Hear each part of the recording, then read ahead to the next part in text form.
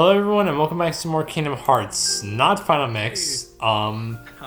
So yeah, No, we finished that. yeah. So Alex and I are going to be hopping into yes, 3 5 over 2 days. Before we do though, Alex is going to explain to me Rechain Memories or just the story of it, and then we're gonna make a video of us watching 3 5 over 2 days. Don't really expect much from us because we're not really going to commentate over this video because it's mainly just a series of cutscenes. It's basically going to be like a movie, but you guys are just going to hear us like, or maybe like Alex explain to me something if I missed like an important detail or just something. Watch it with us. Yeah. It's So a watch party. yeah, it's like if you guys want to watch a video of us not talking, just YouTube. I'm pretty sure there's a YouTube video of someone's playing all the cutscenes of this. Yes, there should be. Also, I'm saying this right now, Alex. I'm expecting us to get copyright for basically just us watching this. Like, Oh, I don't doubt that. Square Enix is fucking brutal, man. if I got copyright for playing the opening and ending cutscene for Final Mix, then I'm expecting to get you copyright might for get this. copyrighted for this. Yeah, Like, I mean, I didn't get like a strike or hopefully anything. it's not too bad, but yeah, I don't trust this getting monetized. Oh, no. For a second. Oh no, like I didn't get like a strike or anything, but I just couldn't monetize the opening and ending of the cutscenes or the videos of the cutscenes that played for this I gotcha. game. Yeah. So yeah. So Alex, can you explain Chain of Memories to me? Because I am not gonna be playing through this. I will do my very best, as I also have not played Chain of Memories. It was explained to me in a similar manner, through graphs, charts, a few YouTube videos explaining some shit, and basically my good friend Jaden had explained this game to me, so I will now pass that knowledge on to you in a bit of a lopsided manner. If I get a few things wrong or I miss something, I can just Wikipedia it. or yeah, or you can say it in the YouTube comments and tell me that I'm a fucking tool, because I am. And hopefully it's not too bad. You should get the point across. Okay. I'll do the major plot points. So, you remember how Kingdom Hearts 1 ended, correct? Where Yeah. Sora, Donald, and Goofy were chasing after Pluto, who had a letter, I believe from the king. It was addressed. Yes, and it was a letter. how Sora basically said that they had to get how they were basically going to find a way to save Mickey and Riku. Riku. Yes, Which that's I correct. find that's very weird that this would take place in a game like this because people consider this a spin-off where this is the true sequel. Yeah, that's the thing. Kingdom Hearts is really weird like that, where the numbered games are just 1, 2, and 3. However, you're not really going to get the full story if you don't do the spin-offs, because it's just a continuation of the game. It's basically like, this is essentially Kingdom Hearts 2. And then 358 over 2 days is kind of Kingdom Hearts 3. And then Kingdom Hearts 2 is kind of Kingdom Hearts 4. Okay. And then Birth by Sleep is Kingdom Hearts 5, so on and so forth. That's Yeah. why there's like 10 Kingdom Hearts games, but it only goes up to Kingdom Hearts 3, soon to be 4 so far. So, But yeah, this is, as it is considered a spin-off, it is technically the second installment of the Kingdom Hearts franchise, and therefore picks up directly after the events of Kingdom Hearts 1, and continues from there. Yeah. So, they're running after Pluto. They end up at this place called Castle Oblivion. Though they don't necessarily know it's Castle Oblivion yet. They head into that castle to be like, hey, where the fuck is Riku and King Mickey? And they encounter a hooded figure. You can't see their face. They just have a black hood on with zippers. But you will see this hood a lot because it is a hood of a Oh yeah, I see him in organization. I see him at the bottom actually of the game right here. Yes, you do. Did we ever encounter him in the first game? They're a secret boss in the first game, actually. Oh, it's not Sephiroth, is it? No. Okay. It is not Sephiroth. They do not get unveiled until Kingdom Hearts 2, actually. Oh, Who okay. this character was, but. it's Oh, is he essentially is he the guy on the left here? No. Okay. I do not believe so. But you will find out who they are. But basically, the coat that the character is wearing in 358 over 2 days, if you go to that, Yeah. that's the coat with the hood like up, so you can't see who it is. That's the coat that they're wearing. Doesn't Oh, that's weird. I thought like one of these guys was wearing it, but no. Okay. No. So anyways, they get in there and they're like, "Who the fuck are you?" And it's like, "I'm just some dude. Hey, by the way, welcome to Castle Oblivion. Just go right through here." And it's like, you do that, and he ends up giving you a card, and it's pretty much introducing you to how the game is going to work, where you need to use cards in order to do your attacks and your spells and everything, and just all your abilities. So, Castle Oblivion is bringing you through all of the worlds that you went through in Kingdom Hearts 1. However, they also give an in-lore explanation as to why Sora has to start off again at level 1 compared to being not level 1 at the end of Kingdom Hearts 1. And this happens every single time that Sora is in a Kingdom Hearts game, where they give an in-lore explanation as to why he starts at level 1 every single time. Oh, what? So basically, he comes back and it's like, he's weaker, he needs to build himself back up again. That kind of sucks, because one thing that I always thought would happen is that basically, like, you could transfer your save file from Kingdom Hearts Final Mix to Kingdom Hearts 2. I don't believe you can. No, I know. I'm saying that would have been like a cool like concept, because I know Mass Effect did that. Yeah, there's a few games that do that, and it's neat. Mm-hmm. But yeah, in Chain of Memories, you're level 1 once again, as your memories are being taken from you. Crazy little thing. And as Sora progresses through the game, he loses more and more of his memories. He forgets who Donald and I'm Goofy starting to are, get the title he forgets now. Yeah, he forgets who Kairi is, he forgets who Riku is, and the person who is doing this is a witch called Naminé. Is that a Disney character? Top left of the screen there? Yeah, she's a new character. Oh, no, I thought she was a in the Disney top character. left- No, she's not a Disney character. Okay. This game is full of Kingdom Hearts OCs. Oh, okay. So actually, like, there's not a lot of Disney characters that you didn't previously see in Kingdom Hearts 1. Yeah, like I see like I see like the Lion King, Yeah, but you other see than Simba, Bambi, fucking Jiminy Cricket. yeah, other than that, obviously that's it Donald though. Yeah. Oh no, I see a genie actually behind Sora's hand. Oh shit, you're right, there is Genie. Yeah. But yeah. Oh, and there's also Ariel behind fucking Sora's head. Oh. You see that? Oh yeah, I Also do. That's behind right, because Axel, she. who we'll get to later. Oh, okay. But so you're talking about the girl like at the top left with the tank Yes. top with the blonde hair. Yes, that is Naminé. Oh, that's the witch. So, yes, that is the witch. She's being held in Castle Oblivion, and she is the one who is starting to erase your memories and kind of rewrite them. So, it ends up where you pretty much Kairi is replaced in Sora's memories with Naminé. Oh. So, Naminé is the one that he's trying to save the entire time. And Naminé does not want to do this. However, she is being forced to do this by this Black Coat organization, who you find out to be Organization 13. More on that later. So, you do encounter several members of this organization who all wear these black coats. One of them being Axel, the red-haired man with very spiky Final Fantasy-esque hair that you see right there, for instance, but also he is in the Chain of Memories title screen as well. He's right below Naminé. Yeah. And you can see his back is kind of turned, and he's giving that fucking anime stare. It's like, Mhm. eh. So, Axel wields 2 flaming chakrams. That's his weapons. And he, along with other of the organization members, Larxene, Zexion, Vexen,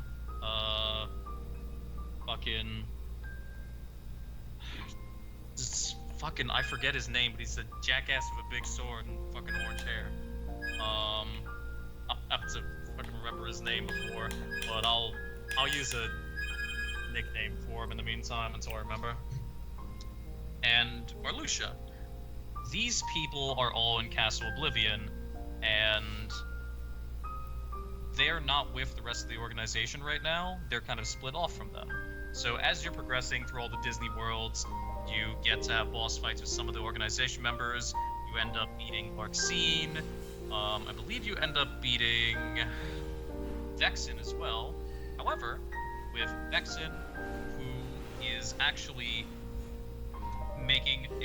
he's trying to basically do some science. He used to be a scientist.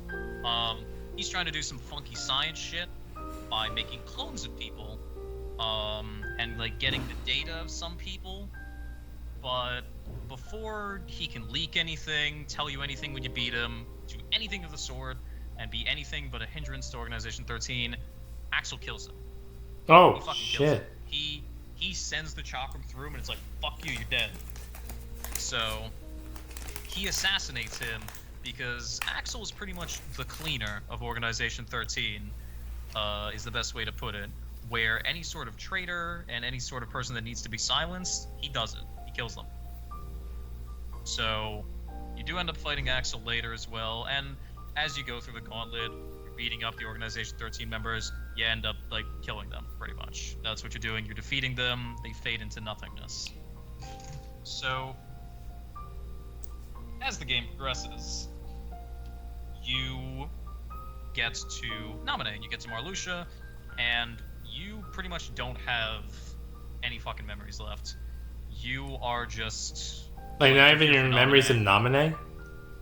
No, you have your memories of Naminé, that's about it. Oh, but none of your Because you original don't remember Don memories. and Goofy are. You're pretty much fighting alone. Sora is very alone right now. He's pretty much at his lowest point. But he ends up fighting Marluxia. And he beats Marluxia, and he also disappears. So the whole thing with Marluxia and his whole gang of dudes is they've split off from Organization 13 because they didn't want to be a part of it with the main head honcho, who is not named in this game. You will see him in 358 over 2 days. But pretty much, he is going rogue along with the rest of the people that are in Castle Oblivion. And they're here to fuck with Sora. So, they're doing that, but you beat Marluxia. However, Naminé still erased Sora's memories. So Sora doesn't have any fucking memories right now of, like, Kingdom Hearts 1, anything. He's just a dude right now. So, what happens is that Naminé puts him to sleep, and now, after that very shoddy kind of rundown of Sora's story in Chain of Memories, we go on to Riku's story, because Riku is also in this game, and you play as him as well. Oh, okay. So, Sora is kind of the easy mode. Wait, do you go into his story after you beat Sora's, like, story? You do have to beat Sora's story first, and then that goes into Riku's story, because Riku's story kind of happens... Oh, so this is kind of time, sort of a little after. Oh, so this is kind of like a Birthright Sleep where you play through each character's story and then you go into like one final story for them. That is correct. Oh, okay, that's kind of cool. I do like Birth by that. Sleep, yeah, unlike Birth by Sleep though, you don't have to like. You do have to beat Sora's story before you do Riku's story. Yeah. So there is a specific order to it, compared to Birth by Sleep where you could do any of the 3 stories for the 3 characters. But in order to get the final and- story, you have to beat all 3 of them. That is correct, yes. But anyways, with Riku, the basic things that you need to know about is that with Riku, he also fights members of Organization 13 in Castle Oblivion that Sora did not fight and defeat. That being Zexion, Big Man of Sword, I don't remember his fucking name, I'm so sorry. But I'm gonna be honest, he's not incredibly important to the story. He really ain't. The only thing that's super important that he does is he makes Riku use the darkness again, which, if you remember correctly, is shit that he was doing in Kingdom Hearts 1, and that's kind of what got him possessed by Ansem. Yeah, I remember. Because he let the darkness into his heart. He was a little dumb bitch. He was a little edgy boy. Mm-hmm. And that allowed Ansem to possess his ass and say, hey buddy, your body? I think you mean our body. So wait, does he use it again to like fights, or does he like? Yes he does. Oh, so you actually get to fight. So you get to play as him and use the darkness yourself, actually. Yes. Also Lexius, that's his fucking name. I forgot because I'm stupid. But also, in case you haven't noticed yet, each member of Organization 13 has an X in their name. Mm-hmm. Just funny little tidbit. It's a little naming convention. I want to let you know that in case it wasn't already kind of obvious. Everybody has an X in their name. So all of the other members of Organization 13 you will see later have an X in their name. Is Roxas a part of Organization 13? We'll find out in 358 over 2 days. Oh, You damn it. do see him in the coat, so I'll leave that up to you. Oh, you see him in Recoded? No, in the coat. Like, if you look on 358 over 2 Yeah, days, yeah, I you see. him in Yeah, Organization I figured that he was. 13. Yeah, and this is Roxas, right? Yes, that is Roxas. Yeah, because this is Terrace, I think. That is also Roxas. Oh wait, what? Wait, isn't there? Wait, oh wait, is this who I'm thinking That's of? Ventus. Yeah, That's Ventus. And you told me that they're not brothers, actually, even though they look very They similar. are completely different people. And They're you- removed from each other. Okay, can you just tell me what game do I find out why they're not brothers? Like, Birth by Sleep. oh, wait, seriously? Yeah, they don't explicitly state it, but they show you a cutscene and pretty much say, "Hey, this is why." Like, this And is Roxas, why wait, so does Roxas show up in Birth by Sleep? No. Oh, he doesn't. But so they explain to why Roxas is not his brother, but Yeah, pretty much. so he's mentioned, but just not shown. Not exactly mentioned. It's more so to do with Ventus, and it's like they are not the same person. They are not brothers. Don't fucking confuse them. Okay, because like you have to understand, like if you just saw these two, you'd think they're brothers. No, absolutely. You would think they're the same person, if anything. Yeah. It's like, holy shit, it's Roxas. No, it's not. Yeah. So 3-5 over 2 days in Kingdom Hearts 2 do show Roxas, and then Birth by Sleep is Ventus. Birth by Sleep is Ventus. That's Okay. correct. All right. Anything but else anyways, for channel members? With Riku, he uses the darkness. He's really didn't want to do that before, and he's fighting everybody else in Organization 13 up to Lexius, without the power of the darkness. So he's using pretty basic moves, pretty basic magic, the same kind of shit that Sora would do. But when he starts tapping into the darkness, and he actually transforms into the fucking same form that you fought him in Hollow Bastion. Oh as God. Ansem. That's right. He has the fucking purple and red skin shit suit. That. So, there is one more thing, speaking of that skin suit. Riku has a clone now.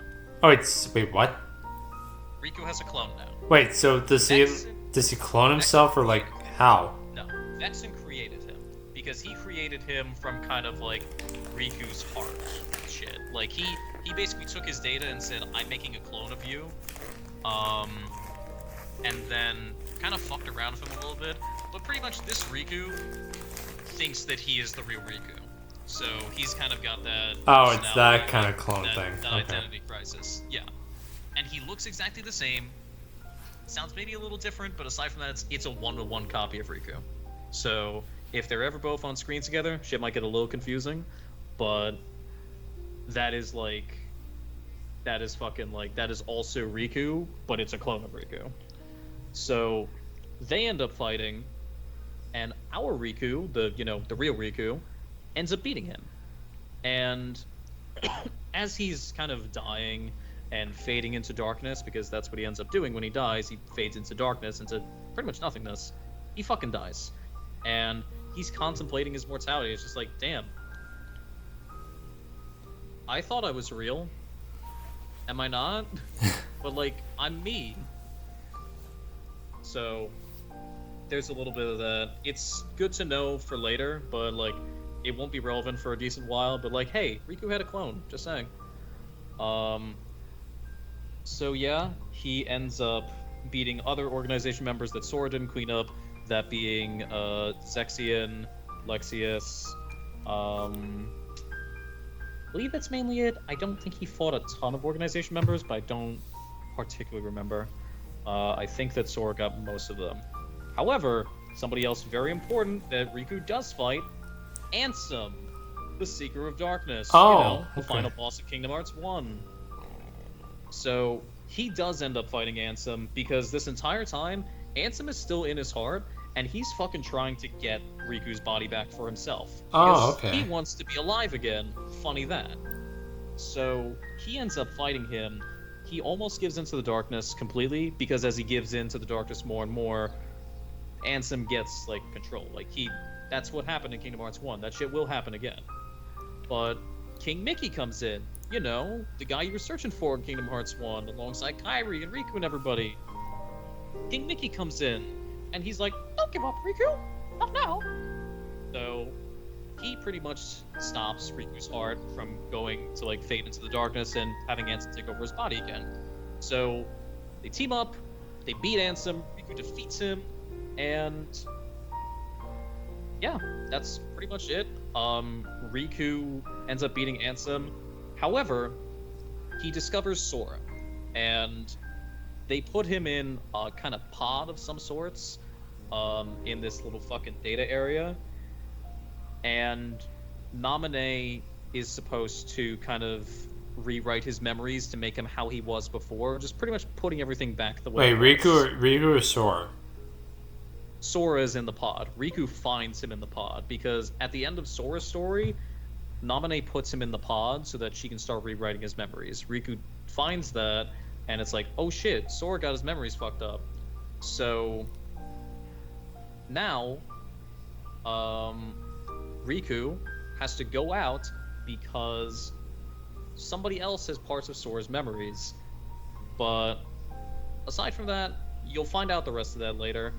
But pretty much now Riku is out to go try and help Sora get his memories back, so he's on the hunt. But he's left Castle Oblivion, and Naminé and Sora, at the time of the end of Chain of Memories into 358 over 2 days, are in Castle Oblivion, and Sora is asleep, and Naminé is trying to put Sora's memories back.